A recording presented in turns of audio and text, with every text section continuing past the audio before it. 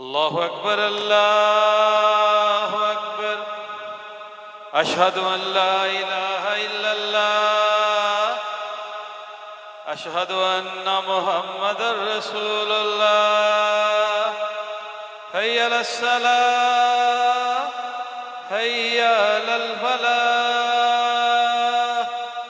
قد قامت الصلاة قد قامت الصلاة الله أكبر الله أكبر لا إله إلا الله.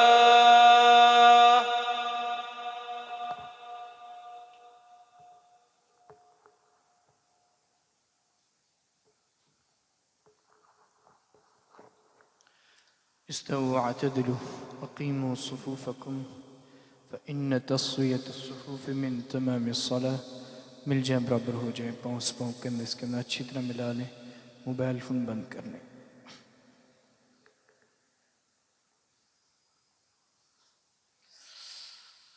अल्लाह अकबर.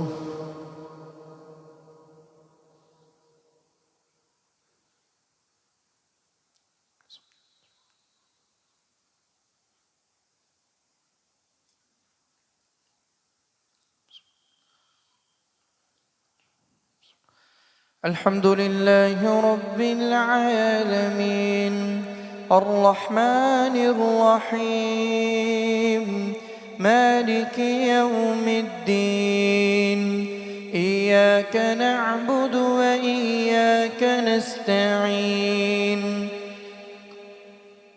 اهدنا الصراط المستقيم صراط الذين أنعمت عليهم غير المغضوب عليهم ولا الضالين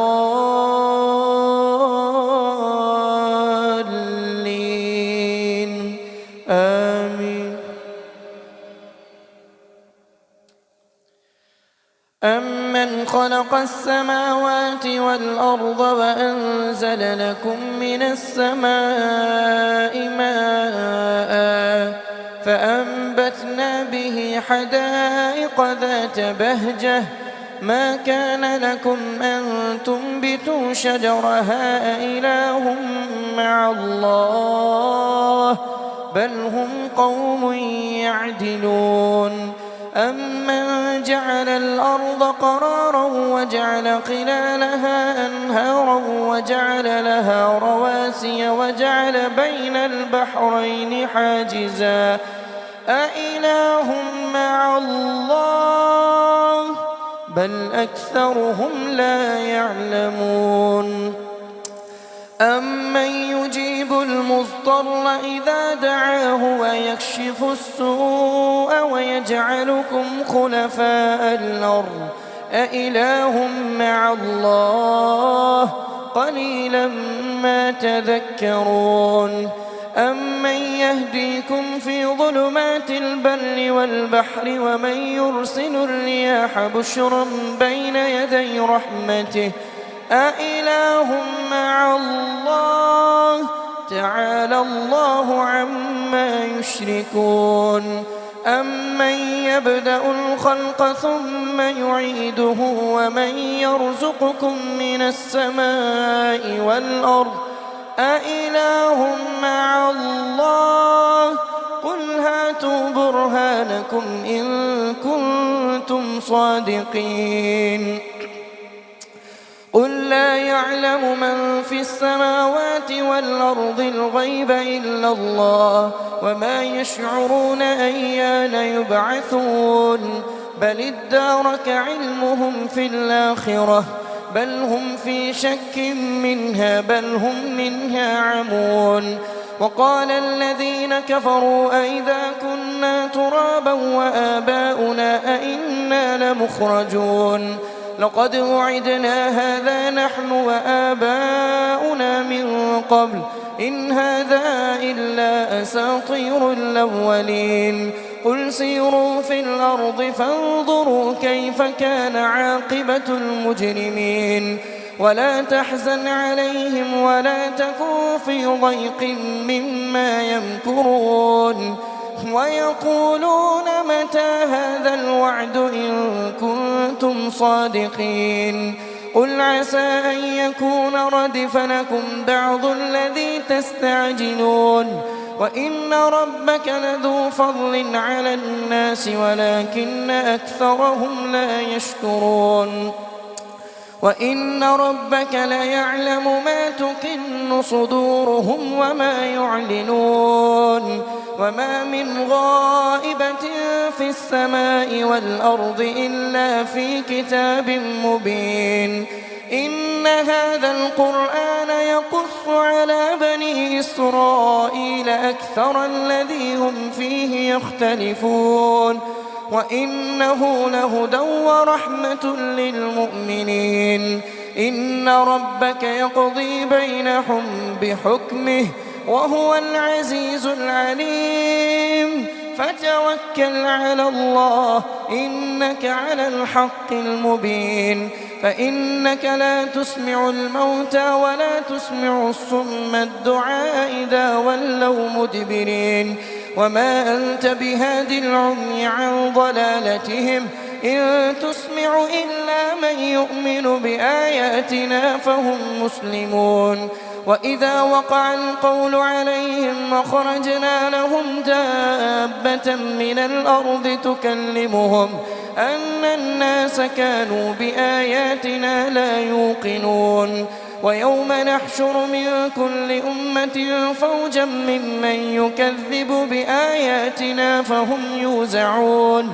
حتى إذا جاءوا قال أكذبتم بآياتي ولم تحيطوا بها علما أم ماذا كنتم تعملون ووقع القول عليهم بما ظلموا فهم لا ينطقون ألم يروا أنا جعلنا الليل ليسكنوا فيه والنهار مبصرا إن في ذلك لآيات لقوم يؤمنون ويوم ينفخ في الصور ففزع من في السماوات ومن في الأرض إلا من شاء الله وكل أتوه داخرين وترى الجبال تحسبها جامدة وهي تمر مر السحاب صنع الله الذي يتقن كل شيء إنه خبير بما تفعلون من جاء بالحسنة فله خير منها وهم من فزع يومئذ آمنون ومن جاء بالسيئة فكبت وجوههم في النار هل تجزون إلا ما كنتم تعملون قل إنما أمرت أن أعبد رب هذه البلدة الذي حرمها وله كل شيء وأمرت أن أكون من المسلمين وأن أتلو القرآن فمن اهتدى فإنما يهتدي لنفسه ومن ضل فقل إنما أنا من المنذرين وقل الحمد لله سيريكم آياته فتعرفونها وما ربك بغافل عما تعملون الله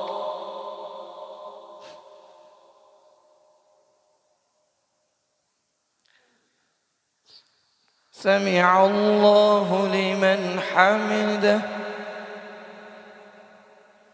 الله أكبر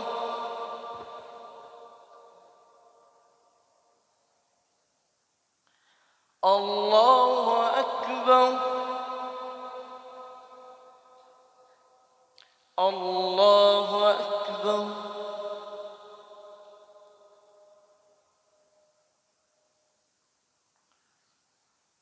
الله أكبر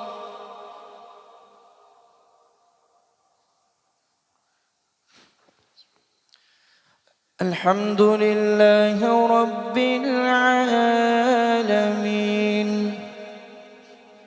الرحمن الرحيم مالك يوم الدين إياك نعبد وإياك نستعين اهدنا الصراط المستقيم صراط الذين أنعمت عليهم غير المغضوب عليهم ولا الضالين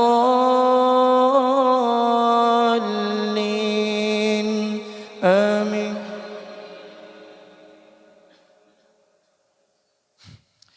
بسم الله الرحمن الرحيم. طاسيم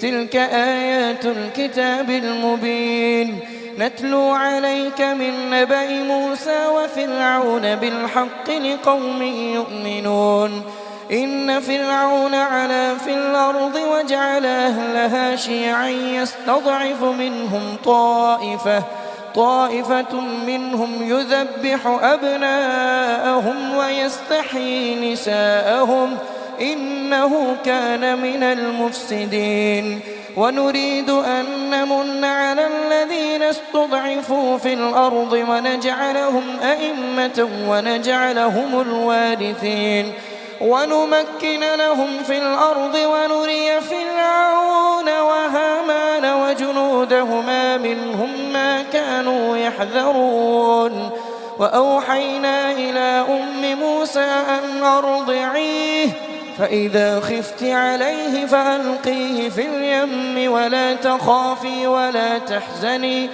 إنا رادوه إليك وجاعلوه من المرسلين فالتقطه آل فرعون ليكون لهم عدوا وحزنا إن فرعون وهامان وجنودهما كانوا خاطئين وقالت امرأة فرعون قرة عين لي ولك لا تقتلوا عسى أن ينفعنا أو نتخذه ولدا وهم لا يشعرون وأصبح فؤاد أم موسى فارغا إن كادت لتبدي به لولا أن ربطنا على قلبها لتكون من المؤمنين وقالت لأخته قصيه فبصرت به عن جنب وهم لا يشعرون وحرمنا عليه المراضع من قبل فقالت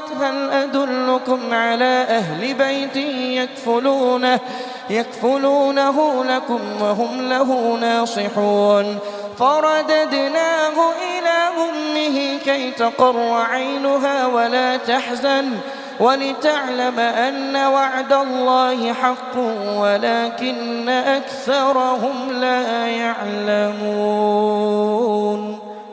الله أكبر.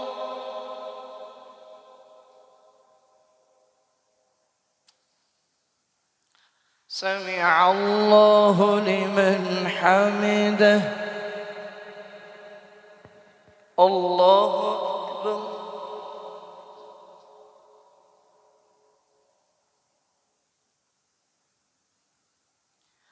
الله أكبر. الله أكبر.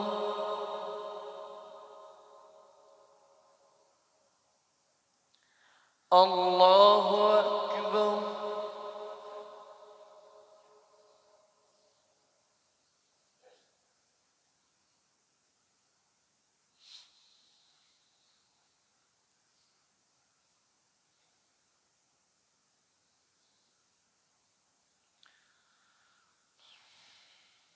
الله أكبر. بسم الله.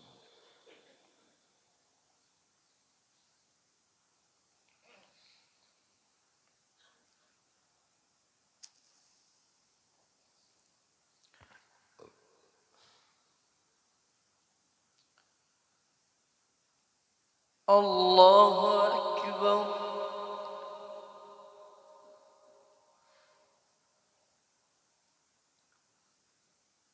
سمع الله لمن حمده.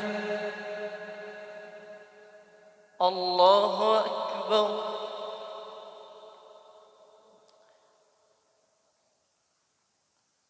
الله أكبر. الله أكبر.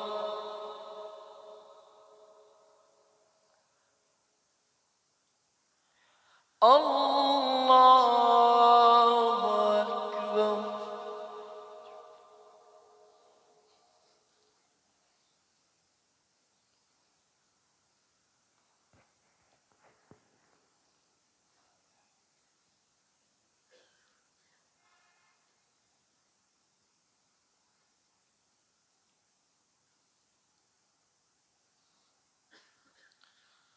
الله أكبر.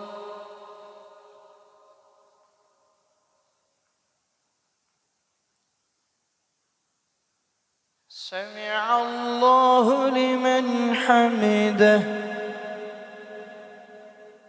الله أكبر.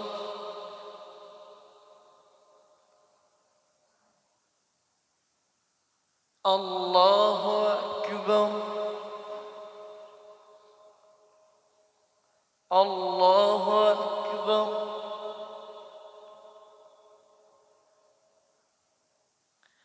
الله أكبر.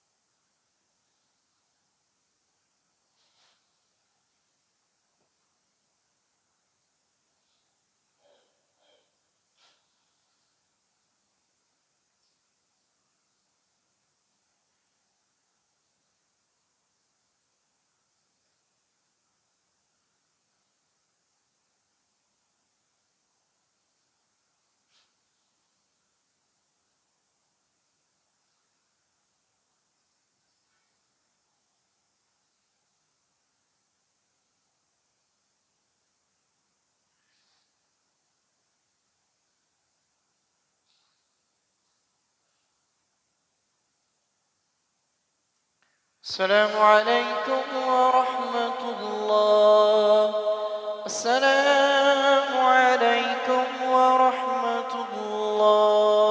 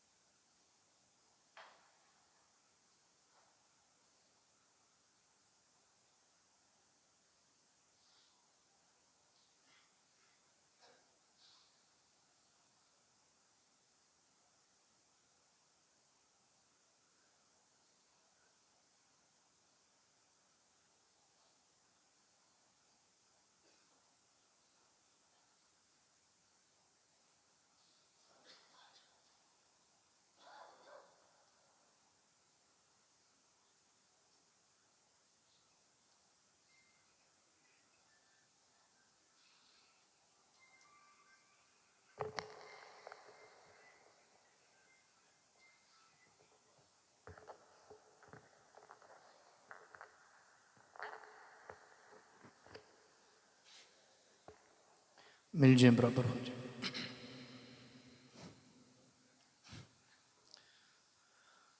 अल्लाहु अकबर।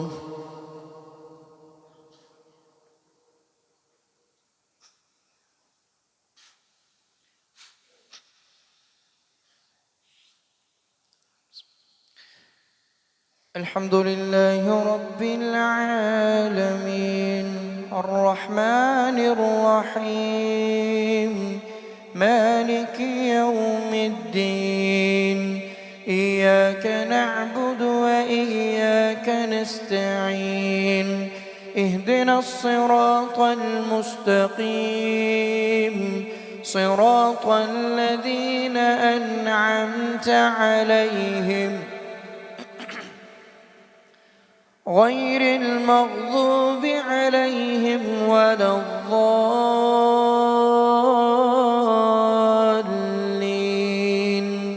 آمين. ولما بلغ أشده واستوى آتيناه حكما وعلما وكذلك نجزي المحسنين.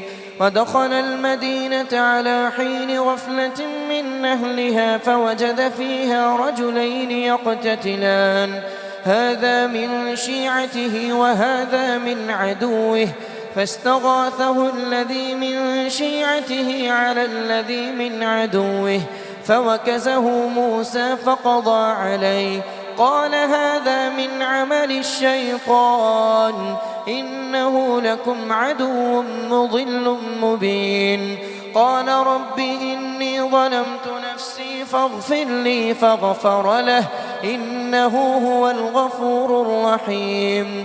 قال رب بما أنعمت علي فلن نكون ظهيرا للمجرمين. فأصبح في المدينة خائفا يترقب فإذا الذي استنصره بالأمس يستصرخه قال له موسى إنك لغوي مبين. فلما أن أراد أن يبطش بالذي هو عدو لهما قال يا موسى أتريد أن تقتلني كما قتلت نفسا بالأمس إن تريد إلا أن تكون جبارا في الأرض وما تريد أن تكون من المصلحين. وجاء رجل من أقصى المدينة يسعى قال يا موسى إن الملأ يأتمرون بك ليقتلوك فاخرج إني لك من الناصحين. فخرج منها خائفا يترقب قال رب نجني من القوم الظالمين. ولما توجه تلقاء مدين قال عسى ربي أن يهديني سواء السبيل. ولما ورد ماء مدين وجد عليه أمة من الناس يسقون ووجد من دونهم امرأتين تذودان قال ما خطبكما قالتا لا نسقي حتى يصدر الرعاء وأبونا شيخ كبير. فسقى لهما ثم تولى إلى الظل فقال رب إني لما أنزلت إلي من خير فقير. فجاءته إحداهما تمشي على استحياء قالت إن أبي يدعوك ليجزيك أجر ما سقيت لنا. فلما جاءه وقص عليه القصص قال لا تخف نجوت من القوم الظالمين. قالت إحداهما يا أبت استأجره إن خير من استأجرت القوي الأمين. قال إني أريد أن أنكحك إحدى ابنتي هاتين على أن تأجرني 8 حجج فإن أتممت 10 فمن عندك وما أريد أن أشق عليك ستجدني إن شاء الله من الصالحين. قال ذلك بيني وبينك أيما الأجلين قضيت فلا عدوان علي والله على ما نقول وكيل. فلما قضى موسى الأجل وسار بأهله آنس من جانب الطور نارا قال لأهلهم كثوا إني آنست نارا لعلي آتيكم منها بخبر أو جزوة من النار لعلكم تصطلون فلما أتاها نودي من شاطئ الوادي الأيمن في البقعة المباركة من الشجرة أن يا موسى إني أنا الله رب العالمين وأن ألق عصاك فلما رآها تهتز كأنها جان ولا مدبرا ولم يعقب يا موسى أقبل ولا تخف إنك من الآمنين أسلك يدك في جيبك تخرج بيضاء من غير سوء واضمم إليك جناحك من الرهب فذلك برهانان من ربك إلى فرعون وملئه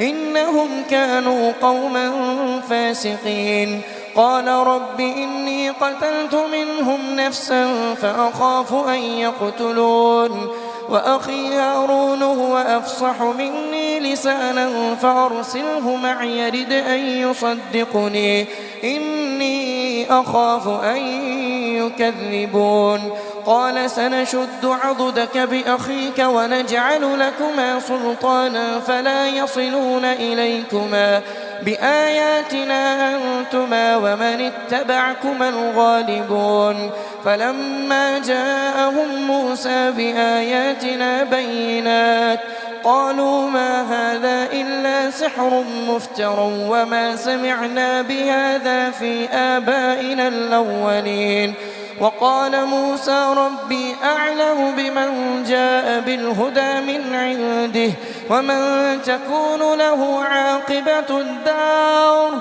إنه لا يفلح الظالمون وقال فرعون يا أيها الملأ ما علمت لكم من إله غيري فأوقد لي يا هامان على الطين فاجعل لي صرحا لعلي أطلع إلى إله موسى وإني لأظنه من الكاذبين واستكبر هو وجنوده في الأرض بغير الحق وظنوا أنهم إلينا لا يرجعون فأخذناه وجنوده فنبذناهم في اليم فانظر كيف كان عاقبة الظالمين وجعلناهم أئمة يدعون إلى النار ويوم القيامة لا ينصرون وأتبعناهم في هذه الدنيا لعنة ويوم القيامة هم من المقبوحين الله أكبر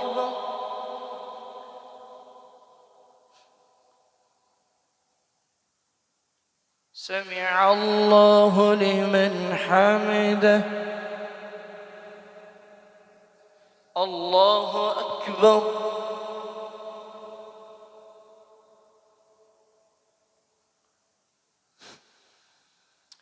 الله أكبر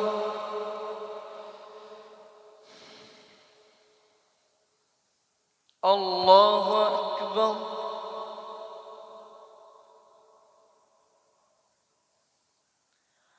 الله أكبر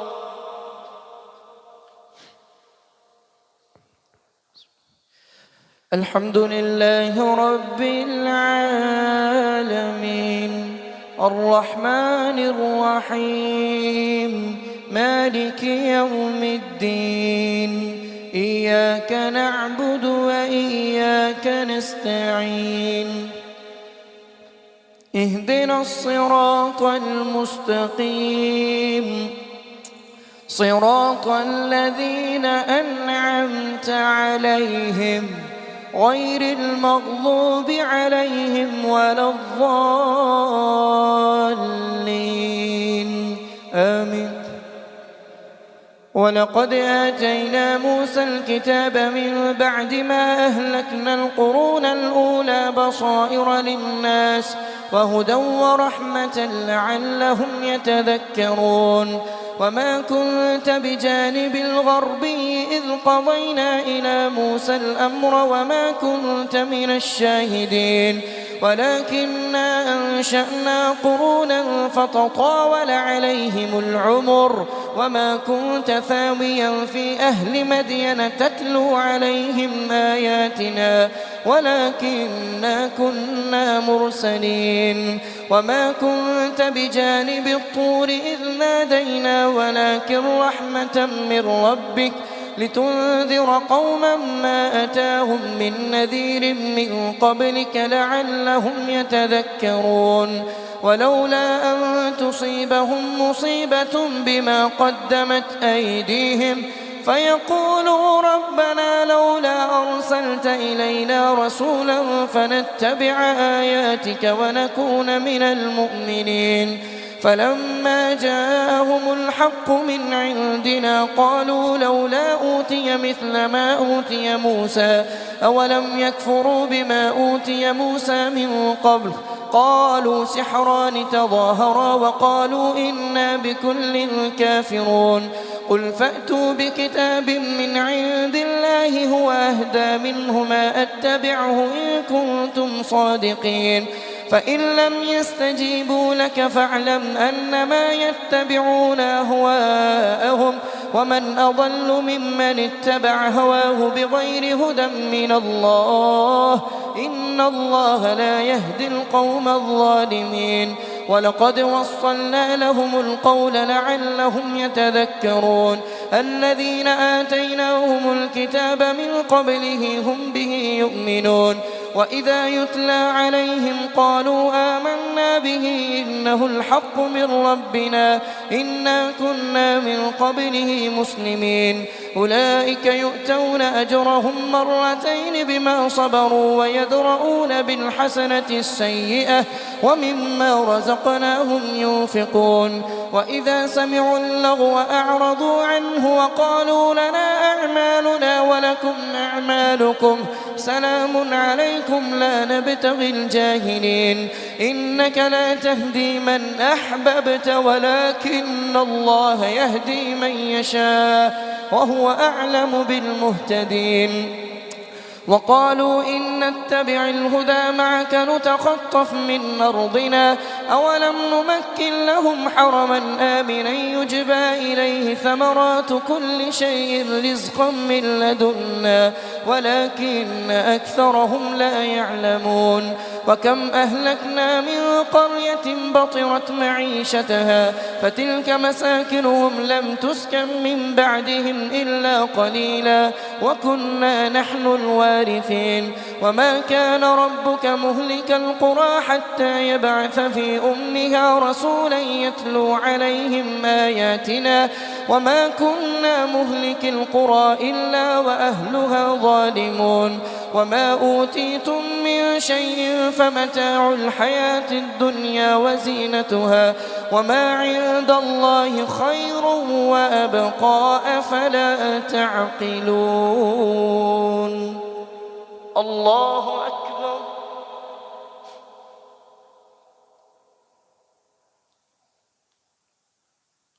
سمع الله لمن حمده الله أكبر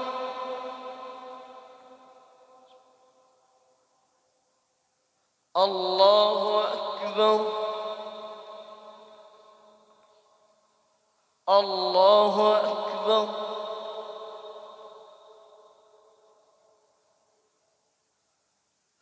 الله أكبر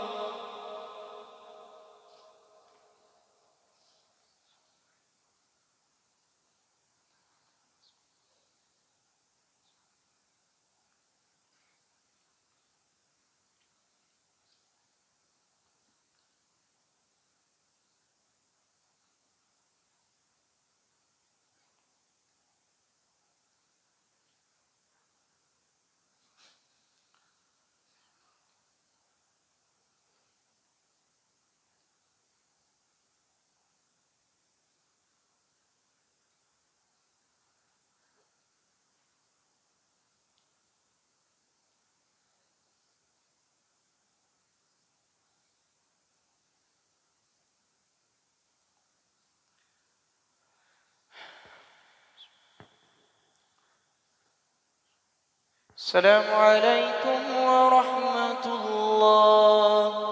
السلام عليكم ورحمة الله.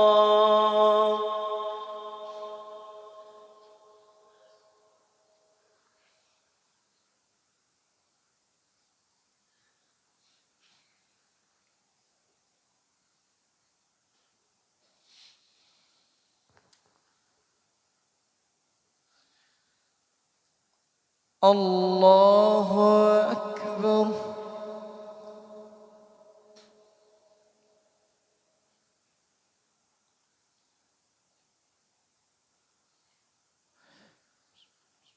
الحمد لله رب العالمين الرحمن الرحيم مالك يوم الدين إياك نعبد وإياك نستعين اهدنا الصراط المستقيم صراط الذين أنعمت عليهم غير المغضوب عليهم ولا الضالين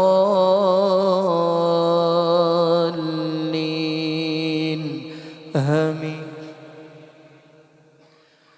أفمن وعدناه وعدا حسنا فهو لاقيه كمن متعناه متاع الحياة الدنيا ثم هو يوم القيامة من المحضرين ويوم يناديهم فيقول أين شركائي الذين كنتم تزعمون قال الذين حق عليهم القول ربنا هؤلاء الذين أغويناهم كما غوينا تبرأنا إليك ما كانوا إيانا يعبدون وقيل ادعوا شركاءكم فدعوهم فلم يستجيبوا لهم ورأوا العذاب لو أنهم كانوا يهتدون ويوم يناديهم فيقول ماذا أجبتم المرسلين فعميت عليهم الأنباء يومئذ فهم لا يتساءلون فأما من تاب وآمن وعمل صالحا فعسى أن يكون من المفلحين وربك يخلق ما يشاء ويختار ما كان لهم الخيرة سبحان الله وتعالى عما يشركون وربك يعلم ما تكن صدورهم وما يعلنون وهو الله لا إله إلا هو له الحمد في الأولى والآخرة وله الحكم وإليه ترجعون قل أرأيتم إن جعل الله عليكم الليل سرمدا إلى يوم القيامة من إله غير الله يأتيكم بضياء أفلا تسمعون قل أرأيتم إن جعل الله عليكم النهار سرمدا إلى يوم القيامة من إله غير الله يأتيكم بليل تسكنون فيه أفلا تبصرون ومن رحمته جعل لكم الليل والنهار لتسكنوا فيه ولتبتغوا من فضله ولعلكم تشكرون ويوم يناديهم فيقول أين شركائي الذين كنتم تزعمون ونزعنا من كل أمة شهيدا فقلنا هاتوا برهانكم فعلموا أن الحق لله وضل عنهم ما كانوا يفترون إن قارون كان من قوم موسى فبغى عليهم وآتيناه من الكنوز ما إن مفاتحه لتنوء بالعصبة أولي القوة إذ قال له قومه لا تفرح إن الله لا يحب الفرحين وابتغ فيما آتاك الله الدار الآخرة ولا تنس نصيبك من الدنيا وأحسن كما أحسن الله إليك ولا تبغ الفساد في الأرض إن الله لا يحب المفسدين قال إنما أوتيته على علم عندي أولم يعلم أن الله قد أهلك من القرون من هو أشد منه قوة وأكثر جمعا ولا يسأل عن ذنوبهم المجرمون فخرج على قومه في زينته قال الذين يريدون الحياة الدنيا يا ليت لنا مثل ما أوتي قارون إنه لذو حظ عظيم وقال الذين أوتوا العلم ويلكم ثواب الله خير لمن آمن وعمل صالحا ولا يلقاها إلا الصابرون فخسفنا به وبداره الأرض فما كان له من فئة ينصرونه من دون الله وما كان من المنتصرين وأصبح الذين تمنوا مكانه بالأمس يقولون ويك أن الله يبسط الرزق لمن يشاء ويقدر لولا أمن الله علينا لخسف بنا ويكأنه لا يفلح الكافرون. الله أكبر.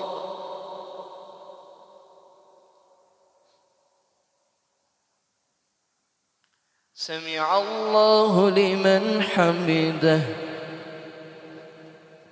الله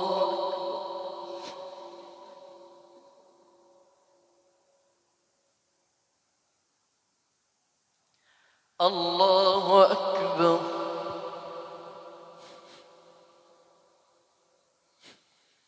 الله أكبر.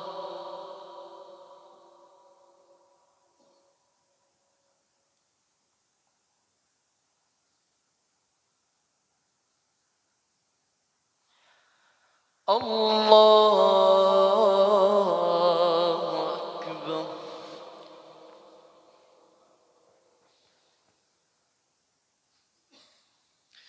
الحمد لله رب العالمين الرحمن الرحيم مالك يوم الدين إياك نعبد وإياك نستعين اهدنا الصراط المستقيم صراط الذين أنعمت عليهم غير المغضوب عليهم ولا الضالين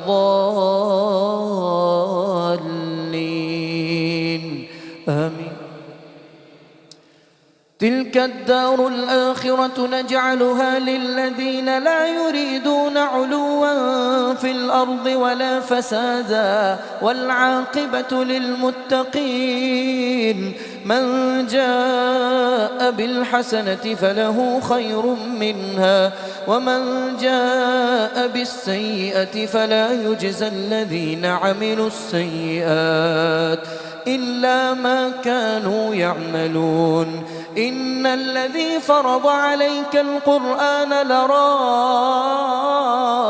إلى معاد قل ربي أعلم بمن جاء بالهدى ومن هو في ضلال مبين وما كنت ترجو أن يلقى إليك الكتاب إلا رحمة من ربك فلا تكونن ظهيرا للكافرين ولا يصدنك عن آيات الله بعد إذ أنزلت إليك وادع إلى ربك ولا تكونن من المشركين ولا تدع مع الله إلها آخر لا إله إلا هو كل شيء هالك إلا وجهه له الحكم وإليه ترجعون.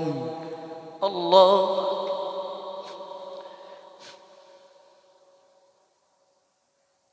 سمع الله لمن حمده.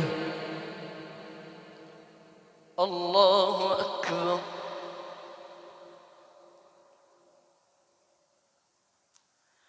الله أكبر. الله أكبر.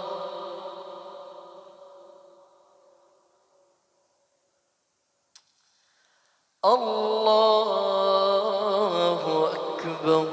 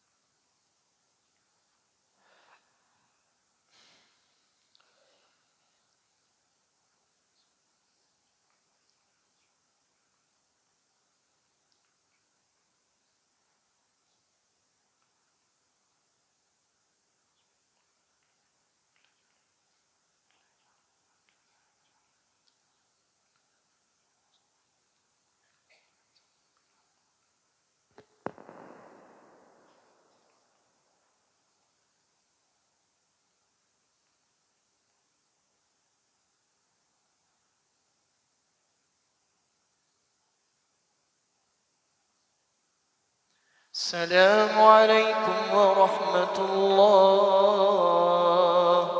السلام عليكم ورحمة الله.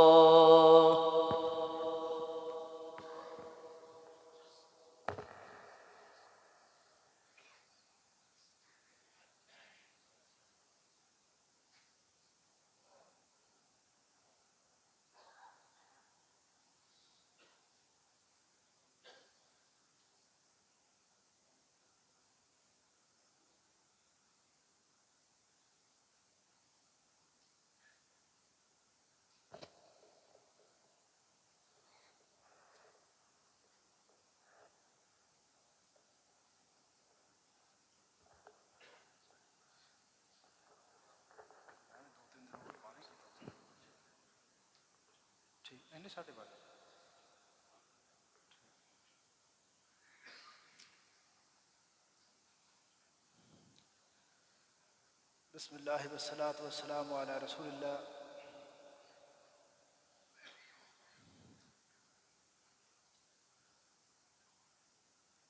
20ویں سپارے کی تلاوت میں اللہ تعالیٰ نے موسیٰ علیہ السلام کی قوم کا ایک واقعہ اس کی طرف توجہ دلائی ہے، اور مضمون یہ چل رہا تھا، اللہ تعالیٰ یہ فرما رہے تھے کہ روز قیامت اللہ تعالیٰ ایک سوال کریں گے لوگوں سے اور کہیں گے این شرکائی الذین کنتم تزعمون، کہ اے دنیا کے اندر جو کچھ میرے برابر جھوٹے معبودوں کو لایا جا رہا تھا، آج وہ کدھر ہے؟ آج میرے سامنے ان کو کھڑا کیا جائے. اور پھر فرمایا کہ اس قیامت والے دن ہم ہر قوم سے، ہر قبیلے سے ایک گواہ کو لائیں گے اور اس گواہ سے کہیں گے ہاتھو برہانکم، ذرا یہ اس قوم کے حوالے سے بتاؤ نا کہ یہ قوم کیا کرتی رہی. یعنی ہر نبی کو بلا کے اللہ تعالیٰ پوچھیں گے کہ ذرا بتائیے اپنی قوم کی رپورٹ آپ پیش کریں، تو وہ نبی بھی بتائیں گے کہ میری قوم نے اللہ یہ ظلم کیے ہیں. وہ گواہی کے طور پہ آئیں گے. اور سورہ النساء کے اندر آتا ہے کہ اے پیغمبر ہم آپ کو پوری انسانیت کے اوپر گواہ لائیں گے، کہ ہم آپ سے پوچھیں گے کہ اے پیغمبر ذرا آپ بتائیے نا کہ نوح علیہ السلام کی قوم نے کیا کیا تھا، ابراہیم علیہ السلام کے ساتھ قوم نے کیا کیا، اور آپ کی امت کے لوگوں نے آپ کے ساتھ کیا کیا. یہ مضمون چل رہا تھا. تو اللہ تعالیٰ نے ایک واقعہ بیان کیا کہ اے لوگوں، یہ جو دنیا کے اندر انسان اس قدر اپنے آپ کو مصروف کر کے آخرت کو جو شخص بھول جاتا ہے، اس کے ذہن میں ہونا چاہیے کہ اللہ کہتے ہیں ان قارون کان من قوم موسیٰ، ایک قارون تھا جو کہ موسیٰ علیہ السلام کی قوم سے اس کا تعلق تھا. اس کو اللہ تعالیٰ کہتے ہیں کہ دنیا کے لوگوں، مکہ والوں کو خاص طور پہ یہ خطاب تھا، اور آج یہ پوری انسانیت کو ہے. اللہ کہتے ہیں کہ دنیا کے جو مال دولت کے اوپر جو فخر کرتے ہیں نا، ہم تو اے پیغمبر اس قارون کا واقعہ بیان کرتے ہیں جس کے مال و دولت کے مقابلے میں ان کا مال کچھ بھی نہیں ہے۔ اس کو ہم نے ہر طرح سے ان مفاتیحہ لتنوء بالعصبۃ اولي القوہ، اس کے تو خزانے کی چابیوں کو ایک اونٹوں کی ایک بڑی جماعت اٹھاتی تھی۔ اس کے تو مال کی کثرت یہ تھی، مال نہیں، اس کے خزانوں کی صرف چابیاں ایک اونٹوں کی بڑی جماعت وہ اٹھاتی تھی۔ پیغمبر اس سے ان کو اندازہ ہو جانا چاہیے کہ اس کے پاس کتنا مال تھا۔ لیکن اے نبی اس قوم کے لوگوں نے قارون کو بھی کہا تھا کہ اے قارون، یہ جو تیرے پاس مال ہے، اس مال میں آخرت کے بارے میں بھی سوچ کہ اس کے حوالے سے، اس مال کے حوالے سے کچھ سوال ہوں گے۔ لیکن اس نے لوگوں کی باتوں پر کان نہیں دھرا اور ایک دعویٰ کیا۔ اس نے کہا انما اوتیتہ علی علم عندی، یہ مال یہ مجھے کسی کی طرف سے نہیں ملا، یہ تو صرف میرا اپنا علم، میری اپنی مہارتیں بزنس کی، وہ میری تجارت کی وہ چلاکیاں ہوشیاریاں، میری محنت رات دن کی، اس سے یہ میں نے مال کمایا ہے۔ یا آپ کیا کہتے ہو کہ مجھے کسی اور کی طرف سے مال دیا گیا ہے؟ ایسی بات نہیں ہے۔ اللہ تعالیٰ فرماتے ہیں پھر اس دن اولم یعلم ان اللہ قد اہلک من قبلہ من القرون، یہ ذرا آیت کا ترجمہ آپ سنیں۔ اے پیغمبر کیا وہ جانتا نہیں تھا ان اللہ قد اہلک من قبلہ من القرون، اللہ نے تو اس قارون سے بھی پہلے ایسی ایسی بستیوں کو ہلاک کیا تھا۔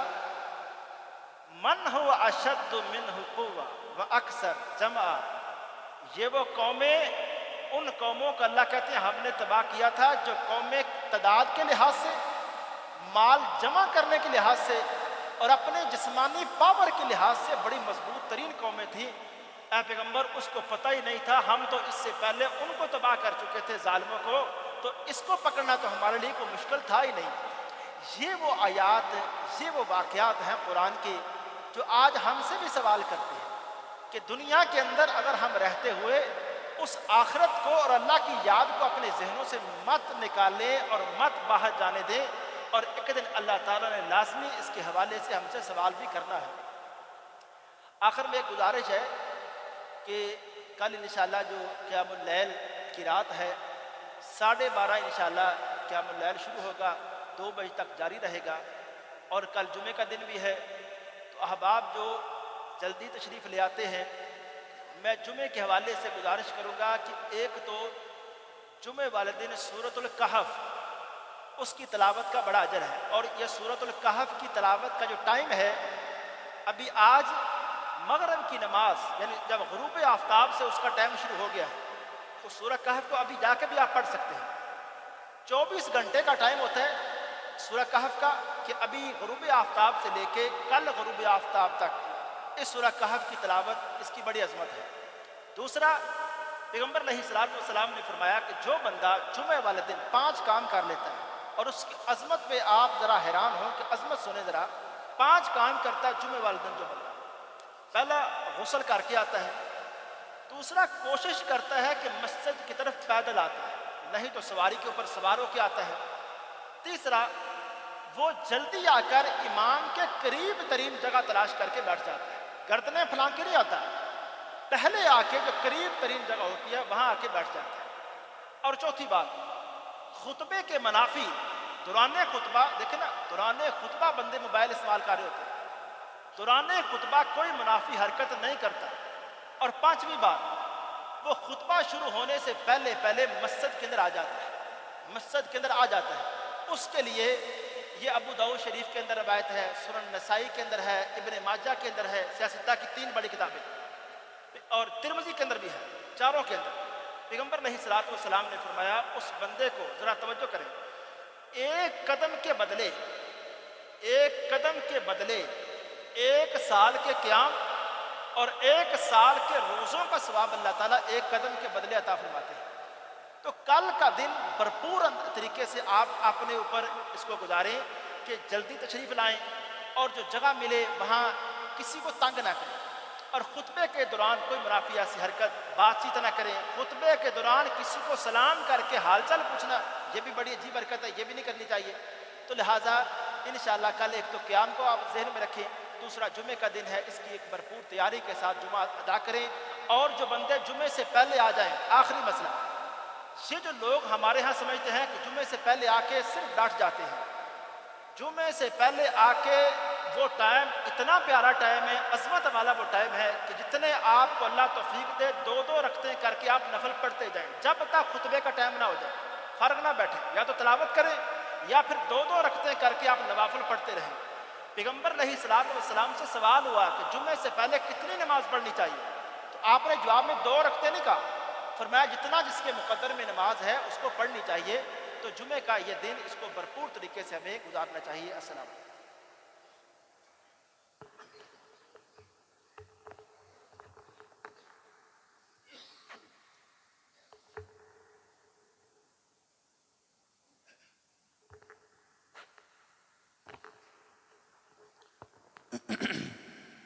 अल्लाहु अकबर।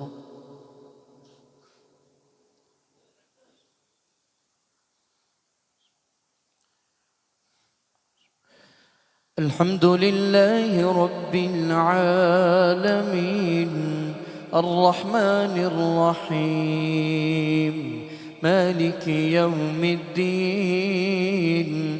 इय्याक नअबुदु व इय्याक नस्तईन इहदिनस सिरातल मुस्तकीम सिरातल लज़ीना अन्अमत अलैहिम गैरिल मग़ज़ूबि अलैहिम वलद्दाल्लीन।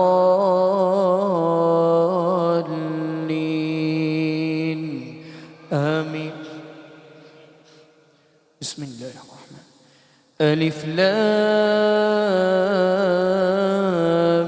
मीम। अहसिब अन्नास अन युत्रकू अन यक़ूलू आमन्ना वहुम ला युफ्तनून वलक़द फ़तन्ना الذين من قبلهم فليعلمن الله الذين صدقوا وليعلمن الكاذبين أم حسب الذين يعملون السيئات أن يسبقونا ساء ما يحكمون من كان يرجو لقاء الله فإن أجل الله لآت وهو السميع العليم ومن جاهد فإنما يجاهد لنفسه إن الله لغني عن العالمين والذين آمنوا وعملوا الصالحات لندخلنهم جنات تجري من تحتها الأنهار لنكفرن عنهم سيئاتهم ولنجزينهم أسوأ الذي كانوا يعملون وأحسن الذي كانوا يعملون ووصينا الإنسان بوالديه حسنا وإن جاهداك لتشرك بي ما ليس لك به علم فلا تطعهما إلي مرجعكم فأنبئكم بما كنتم تعملون والذين آمنوا وعملوا الصالحات لندخلنهم في الصالحين ومن الناس من يقول آمنا بالله فإذا أوذي في الله جعل فتنة الناس كعذاب الله ولئن جاء نصر من ربك ليقولن إنا كنا معكم أوليس الله بأعلم بما في صدور العالمين وليعلمن الله الذين آمنوا وليعلمن المنافقين وقال الذين كفروا للذين آمنوا اتبعوا سبيلنا ولنحمل خطاياكم وما هم بحاملين من خطاياهم من شيء إنهم لكاذبون وليحملن أثقالهم وأثقالا مع أثقالهم وليسألن يوم القيامة عما كانوا يفترون ولقد أرسلنا نوحا إلى قومه فلبث فيهم ألف سنة إلا 50 عاما فأخذهم الطوفان وهم ظالمون فأنجيناه وأصحاب السفينة وجعلناها آية للعالمين. وإبراهيم إذ قال لقومه اعبدوا الله واتقوه ذلكم خير لكم إن كنتم تعلمون إنما تعبدون من دون الله أوثانا وتخلقون إفكا إن الذين تعبدون من دون الله لا يملكون لكم رزقا فابتغوا عند الله الرزق واعبدوه واشكروا له إليه ترجعون. وإن تكذبوا فقد كذب من قبلكم وما على الرسول إلا البلاغ المبين. أولم يسيروا في الأرض فانظروا كيف بدأ الخلق ثم ينشئ الله أولم يروا كيف يبدئ الله الخلق ثم يعيده إن ذلك على الله يسير. قل سيروا في الأرض فانظروا كيف بدأ الخلق ثم الله ينشئ النشأة الآخرة إن الله على كل شيء قدير. يعذب من يشاء ويرحم من يشاء وإليه تقلبون. وما أنتم بمعجزين في الأرض ولا في السماء وما لكم من دون الله من ولي ولا نصير. الله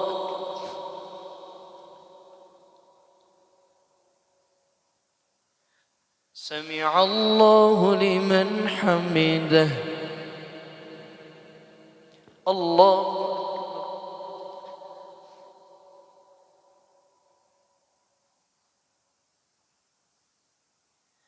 الله أكبر.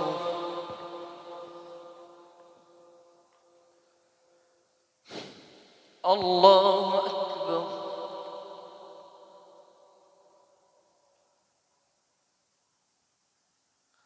الله أكبر.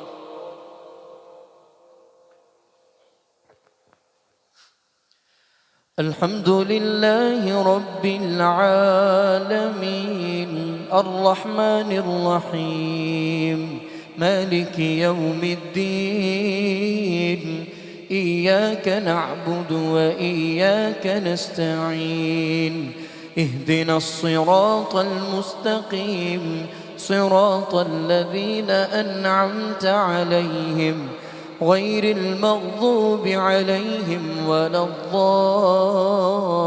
الضالين آمين.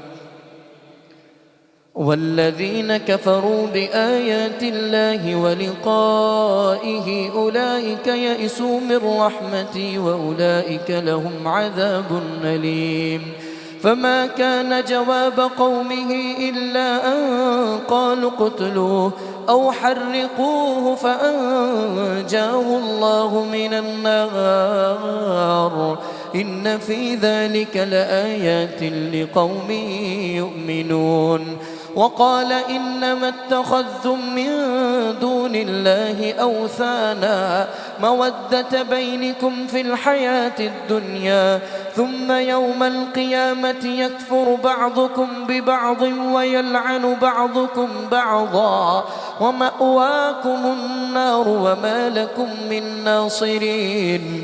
فآمن له لوط وقال إني مهاجر إلى ربي وإنه هو العزيز الحكيم. ووهبنا له إسحاق ويعقوب وجعلنا في ذريته النبوة والكتاب وآتيناه أجره في الدنيا وإنه في الآخرة لمن الصالحين. ولوطا إذ قال لقومه إنكم لتأتون تأتون الفاحشة ما سبقكم بها من أحد من العالمين أئنكم لتأتون الرجال وتقطعون السبيل وتأتون في ناديكم المنكر فما كان جواب قومه إلا أن قالوا ائتنا بعذاب الله إن كنت من الصادقين. الله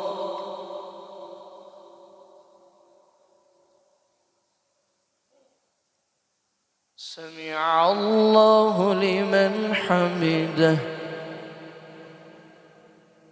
الله أكبر.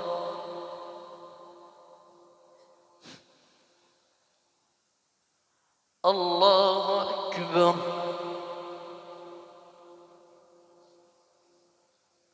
الله أكبر.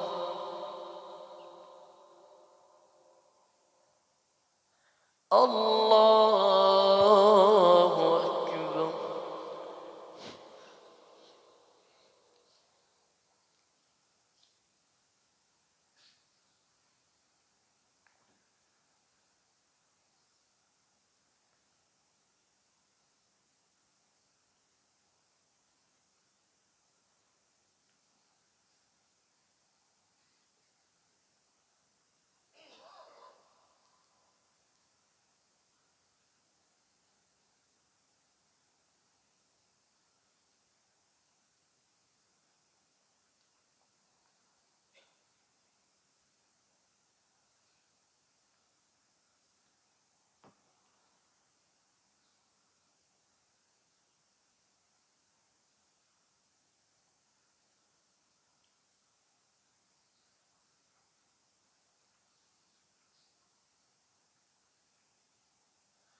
السلام عليكم ورحمة الله.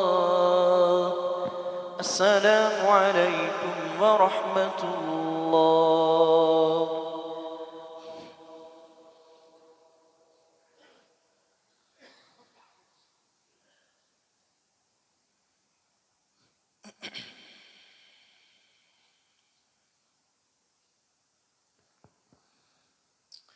الله أكبر.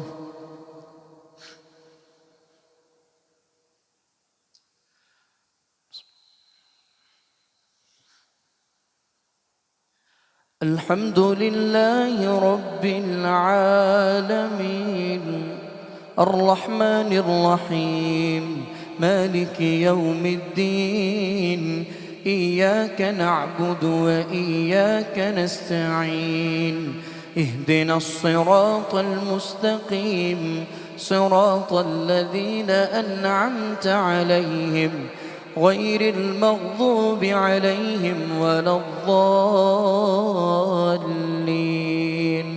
آمين. قال رب انصرني على القوم المفسدين ولما جاءت رسلنا إبراهيم بالبشرى قالوا إنا مهلكو أهل هذه القرية إن أهلها كانوا ظالمين قال إن فيها لوطا قالوا نحن أعلم بمن فيها لننجينه وأهله إلا امرأته كانت من الغابرين ولما أن جاءت رسلنا لوطا سيء بهم وضاق بهم ذرعا وقالوا لا تخف ولا تحزن إنا منجوك وأهلك إلا امرأتك كانت من الغابرين إنا منزلون على أهل هذه القرية رجزا من السماء بما كانوا يفسقون ولقد تركنا منها آية بينة لقوم يعقلون وإلى مدين أخاهم شعيبا فقال يا قوم اعبدوا الله وارجوا اليوم الآخر ولا تعثوا في الأرض مفسدين فكذبوه فأخذتهم الرجفة فأصبحوا في دارهم جاثمين وعادا وثمود وقد تبين لكم من مساكنهم وزين لهم الشيطان أعمالهم فصدهم عن السبيل وكانوا مستبصرين وقارون وفرعون وهامان ولقد جاءهم موسى بالبينات فاستكبروا في الأرض وما كانوا سابقين فكلا أخذنا بذنبه فمنهم من أرسلنا عليه حاصبا ومنهم من أخذته الصيحة ومنهم من خسفنا به الأرض ومنهم من أغرقنا وما كان الله ليظلمهم ولكن كانوا أنفسهم يظلمون. الله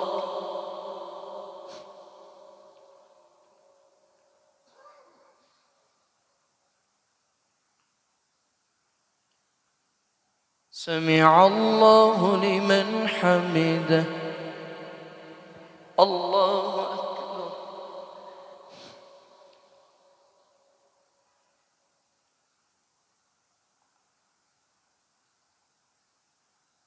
الله أكبر.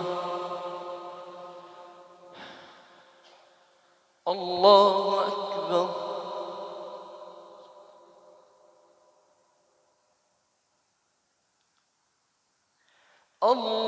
الله أكبر.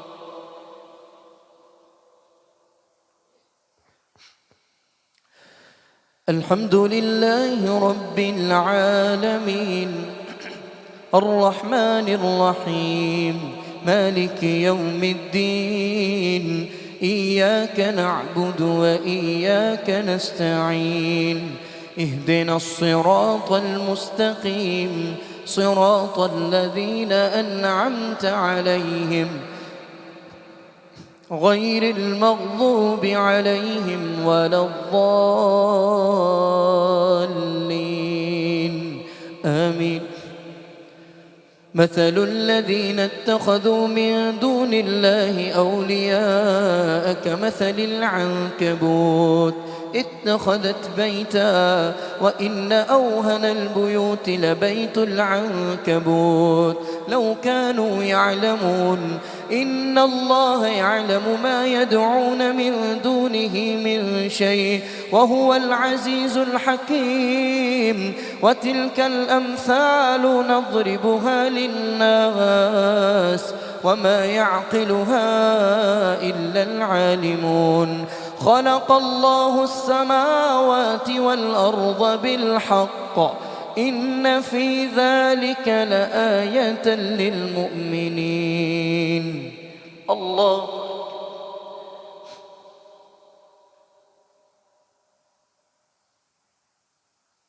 سمع الله لمن حمده. الله أكبر.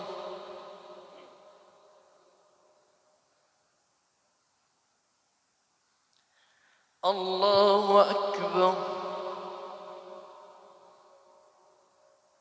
الله أكبر. الله أكبر.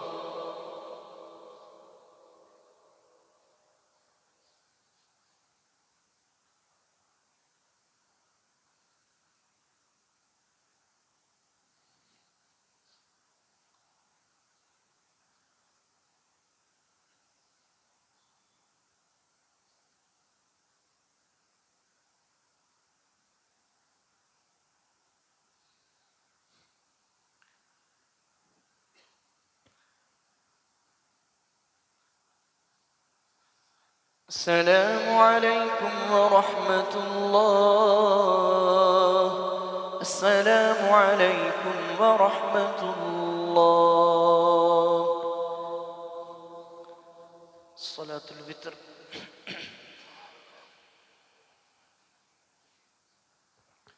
الله أكبر.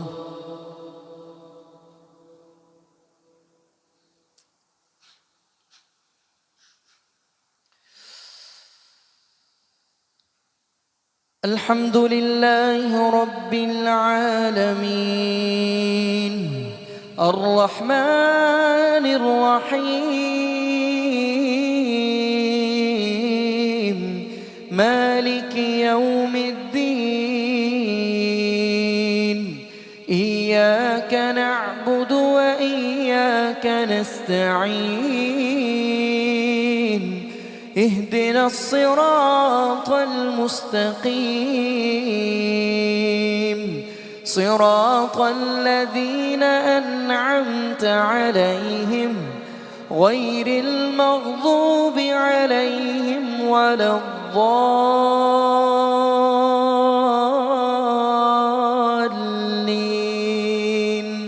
آمين.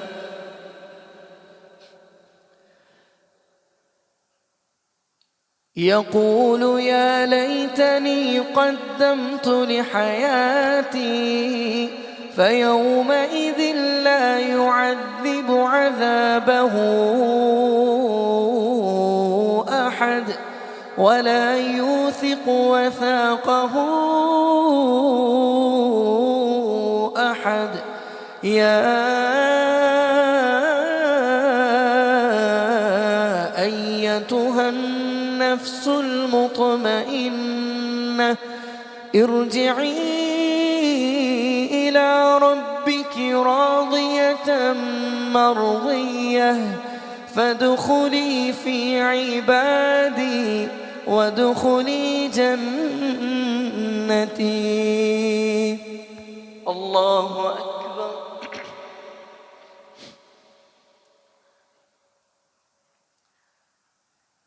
سمع الله لمن حمده. الله أكبر.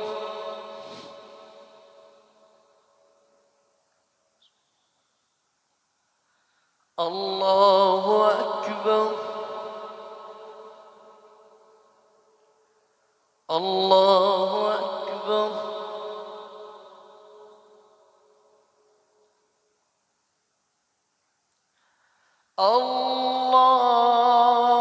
الله أكبر. بسم الله الرحمن الحمد لله رب العالمين الرحمن الرحيم مالك يوم الدين إياك نعبد وإياك نستعين اهدنا الصراط المستقيم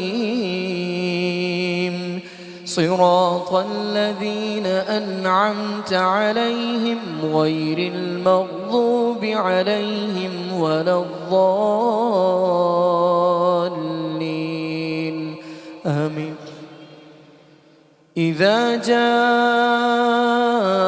نصر الله والفتح ورأيت الناس يدخلون في دين الله أفواجا فسبح بحمد ربك واستغفر إنه كان توابا. الله أكبر.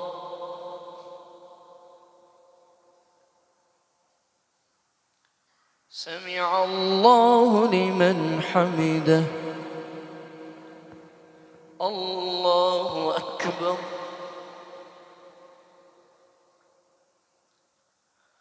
الله أكبر. الله أكبر.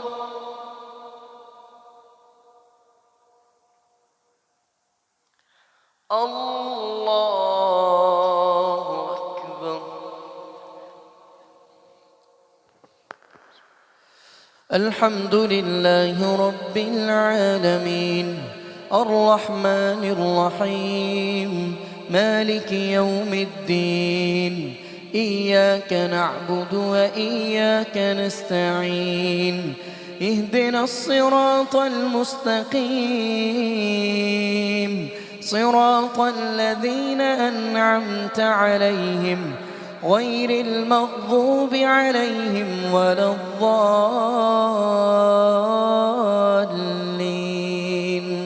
آمين. قل هو الله أحد الله الصمد لم يلد ولم يولد ولم يكن له كفوا أحد. الله أكبر.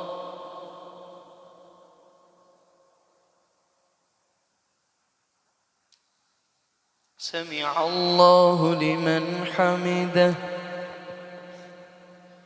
اللهم اهدنا فيمن هديت وعافنا فيمن عافيت وتولنا فيمن توليت وبارك لنا فيما أعطيت وقنا برحمتك واصرف عنا شر ما قضيت فإنك تقضي ولا يقضى عليك فإنه لا يذل من واليت ولا يعز من عاديت تباركت ربنا وتعاليت.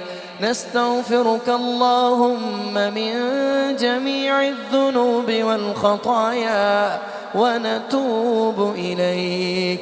اللهم اقسم لنا من خشيتك ما تحول به بيننا وبين معصيتك ومن طاعتك ما تبلغنا به جنتك ومن اليقين ما تهون به علينا مصائب الدنيا ومتعنا اللهم بأسماعنا وأبصارنا وقواتنا أبدا ما بقيتنا واجعله الوارث منا واجعل ثأرنا على من ظلمنا وانصرنا على من عادانا.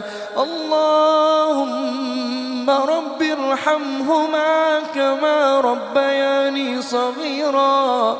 اللهم رب ارحمهما كما ربياني صغيرا. ربنا ظلمنا أنفسنا وإن لم تغفر لنا وترحمنا لنكونن من الخاسرين. لا إله إلا أنت سبحانك إنا كنا من الظالمين. اللهم ارحم على حالنا ولا تنظر إلى سوء أعمالنا. ربنا آتنا في الدنيا حسنة وفي الآخرة حسنة وقنا عذاب النار وقنا عذاب النار. اللهم اشف كل مريض. اللهم اشف مرضانا ومرضى المسلمين يا شافي الأمراض. اشف مرضانا ومرضى المسلمين يا قاضي الحاجات اقض حاجاتنا وحاجات المسلمين. اللهم انصر المسلمين في فلسطين. اللهم انصر الإسلام والمسلمين. اللهم أعز الإسلام والمسلمين وأذل الشرك والمشركين. اللهم انصر المسلمين في كل مكان. اللهم تقبل دعاءنا. اللهم تقبل صيامنا وقيامنا وصلاتنا وعبادتنا. وصلى الله تعالى على خير خلقه محمد وعلى آله وأصحابه أجمعين برحمتك يا أرحم الراحمين. الله أكبر.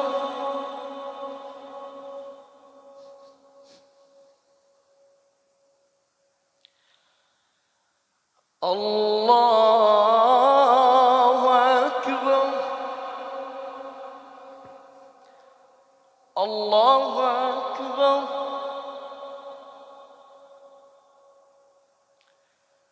الله أكبر.